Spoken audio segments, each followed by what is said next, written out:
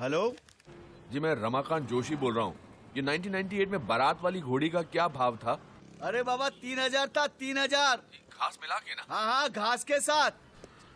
और इसी के साथ retired accountant mister Ramakant Joshi alias dude ने अपने जीवन का सबसे बड़ा अकाउंट क्लोज कर दिया।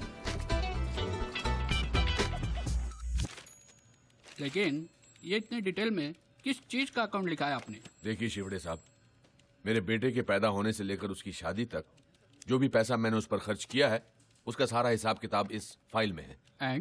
एंड मैं ये सारा पैसा अपने बेटे से वसूल करना चाहता हूँ। क्या? बेटे से? From your own son? आप उस अनग्रेटफुल रास्कल को जानते नहीं शिवड़े साहब। मेरा बेटा पुरुषोत्तम टीवी के डेली सोप की तरह है।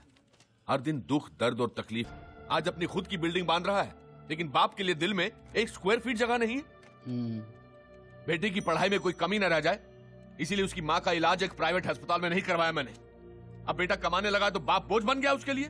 देखिए Joshi ji, I can understand your feelings, but I am sorry, हम इस बेसिस पे कोई केस ही नहीं कर सकते, क्योंकि ऐसा कोई लॉ ही नहीं है जिसे। क्यों नहीं ऐसा कोई लॉ? अरे जब मरने के बाद बाप की जायदाद पर बेटे का हक होता है, तो जीते जी बेटे की कमाई पर बाप का हक क्यों नहीं हो सकता? 35 साल अकाउंटेंट रहा हूं शिवड़े साहब, 35 साल। चाहे कुछ भी हो जाए, मेरे इस दुनिया से डेबिट होने से पहले मैं अपना पूरा क्रेडिट पुरुषोत्तम जोशी से वसूल करके ही रहूंगा, और वो भी सूद समेत। केस नहीं बन सकता। रिश्वतखोर वकील। वो अकाउंटेंट प्रधान, आज भी अकेले ही बड़बड़ा रहा है। कैसा है तू? अरे मेरी तो लाइफ मेंबरशिप है यार, वही चाल का प्रॉब्लम। कभी फुर्सत में बैठेंगे तो डेवलपमेंट बताता हूँ, और साथ में 2-3 पैक टकाटक चाय भी मारते हैं। क्यों? चाय सोमरस बंद कर दिया क्या? कुछ दिन के लिए। वैसे तो यहाँ मतलब पुरुषोत्तम का अकाउंट क्लियर हो गया लगता है। हाँ, लेकिन वकील कहता है कि केस नहीं बनेगा। अरे ये लॉयर्स 1 नंबर के लायस होते हैं, तू फिक्र मत कर यार, कुछ ना कुछ हम करेंगे। अब डूड की प्रॉब्लम तो सिर्फ अपने बेटे से थी, लेकिन लंबोदर की जिंदगी से थी। ऐसा लगता जैसे 2-2 बच्चों को छोड़ने आती है। क्या बोला आपने? अरे रुको रुको, तमाशा मत करो, सब लोग देख रहे हैं हमारी तरफ। मम्मी, मैंने कहा था ना पापा को मत लेकर आओ। तो इधर आयुष रुको रुको, दूसरों पर गुस्सा करने से पहले जरा खुद की तरफ देखो। किसे ऐसी नहीं आएगी? आजकल तो आयुष को भी शर्म आती है आपकी। क्या? देखो आके किसी और को दिखाना। शुक्र मानो कि आज तक मैंने आयुष को नहीं बताया तुम काम क्या करते हो। जिस दिन जान जाएगा ना, जो बची कुछ इज्जत है आपके लिए, वो भी चली जाएगी।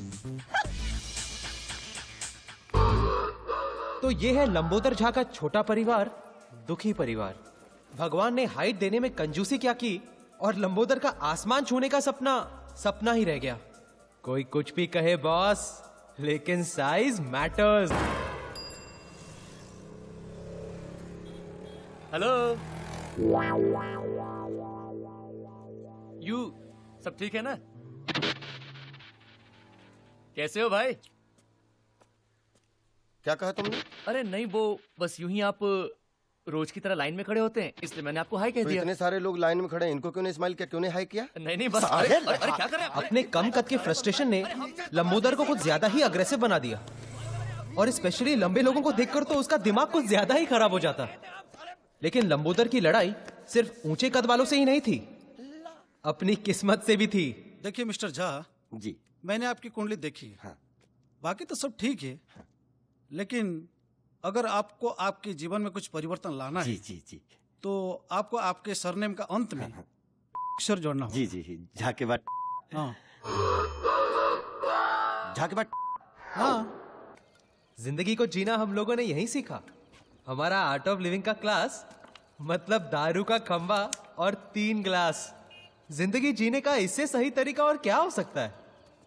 ये ले भाई, कभी तो हाथ धोया कर। माँ बाप ने इतना भी नहीं सिखाया ना कि बेटा लंबोदर हाथ पे सुसु नहीं करनी चाहिए। अरे फुल पैक किया डूड, फुल पैक किया। हाथ नहीं धोया तो कहने लगा कि आपको आपके सरनेम के अंत में अक्षर जोड़ना चाहिए। क्या? जाके बात जाके बात।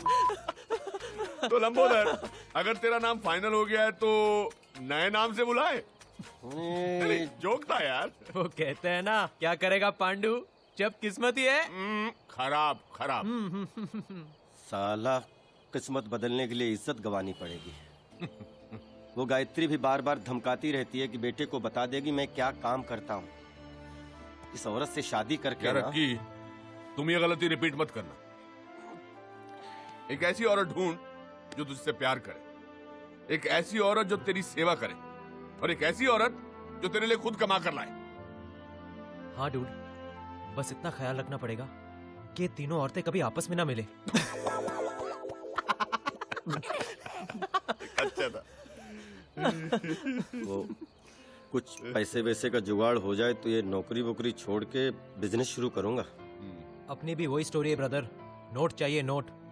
जिस दिन जुगाड़ हो गया ना, नेक्स्ट डे प्रिया के साथ टेक ऑफ। डूड, बहुत लाउड हो रहा है। हाँ? ये लाउड है? ये लाउड नहीं है। लाउड जानता है क्या है? लेटेस्ट। मेरे बेटे ने मुझे चौकीदार की नौकरी ऑफर की है। ये लाउड है साला, ये लाउड है। डूड, ये पुरुषोत्तम का नाटक आजकल बहुत बढ़ गया है। एक चाबुक आइडिया आ रहा है मेरे दिमाग में। एक दिन ना मजबूत बजाते हैं उसकी। एक दिन क्यों, कल ही कान के नीचे देता हूँ। बहुत दिन हो गए वैसे यहाँ साफ किए हुए। कान के नीचे तू लंबोदर, तू, मुझे नहीं लगता तेरा हाथ उसके कान तक पहुंचेगा। अच्छा था दोस्तों, अच्छा था। बट सीरियसली डूड, इस पुरुषोत्तम का कुछ ना कुछ तो करना पड़ेगा। ए, जाके बात, वो बॉटल देना उधर से। ये भी अच्छा था, अच्छा था।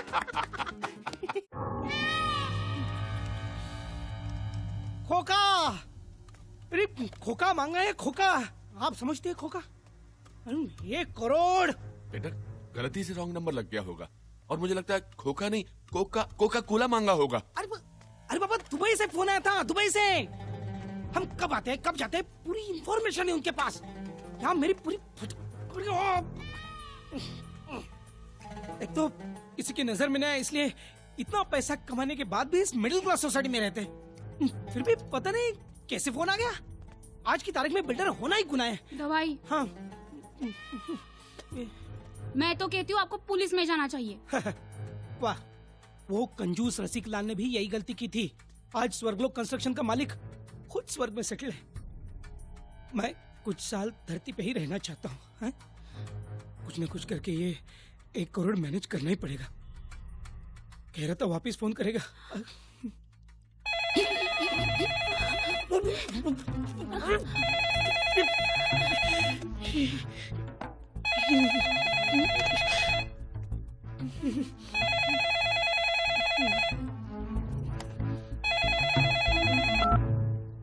हेलो, ये चिरकुट, हाय हेलो करने के लिए फिर से फोन नहीं किया। पैसे कब दे रहा है बोल। देखिए, मैं पुरुषोत्तम का पिता बोल रहा हूँ, रमाकांत जोशी। दरअसल पुरुषोत्तम के पास इतने पैसे नहीं हैं। क्या नाम बोला तूने? जी, रमाकांत जोशी। आप पहले ईरानीवाड़ी में रहते थे क्या? जी हाँ, लेकिन अरे जोशी काका, मैं गजलुल रहमान, आपका गजलू। गजलू? अरे गजलू, गजलू बेटा, इतने सालों बाद। हाँ, याद है ना? अरे तुझे कैसे भूल सकता हूँ, तू तो बचपन से ही आउटलाइन का लड़का था। लेकिन इतना बड़ा गुंडा बनेगा ये कभी नहीं सोचा था, वो भी एनआरआई। क्या काका आप भी। अच्छा ये सब छोड़, ये बता कि तेरा गजलों का शौक अभी भी है कि नहीं? अरे वो कैसे छूट सकता है काका, अभी 2 दिन पहले ही मेरे घर पे जगजीत सिंह का प्रोग्राम रखा था ना। क्या बात कर रहा है? और क्या, पहले 3 गानों के लिए सर पर घोड़ा लगाना पड़ा, फिर बाद में वो मूड में ही छा गया। तू बिल्कुल नहीं बदला। अरे कितनी बार समझाया कि ये रिस्क वाला काम मत किया कर रहे। अरे कैसे छोड़ू काका, जॉब सेटिस्फेक्शन बहुत है ना। Job satisfaction? लेकिन आज लोचा हो गया काका। क्यों, क्या हुआ? आपके घर पे फोन किया, आपके गजलू को माफ कर दो। हाँ, गलती हो गई। माफी क्यों मांग रहा है? मैं समझता हूँ। वैसे काका, आपको कोई तकलीफ विकलीफ दे रहा है तो बोलना। तकलीफ? तकलीफ तो दोनों दे रहे हैं। कौन दोनों? एक आर्थराइटिस और एक अस्थमा। काका, तकलीफ मतलब भाई लोग की तकलीफ। अरे नहीं, हम लोगों को ऐसा क्या। खैर फिर भी कोई बात होगी तो मैं जरूर तुम्हें बताऊंगा। काका, अभी फोन रखता है क्या? बाय लागू। अच्छा बेटा, जीते रहो। पापा, आप नहीं होते तो मेरा तो 1 करोड़ गया होता ना। अरे ऐसे कैसे जाने दूंगा? रखवाली करना मेरा काम है, आखिर वॉचमैन जो हूं।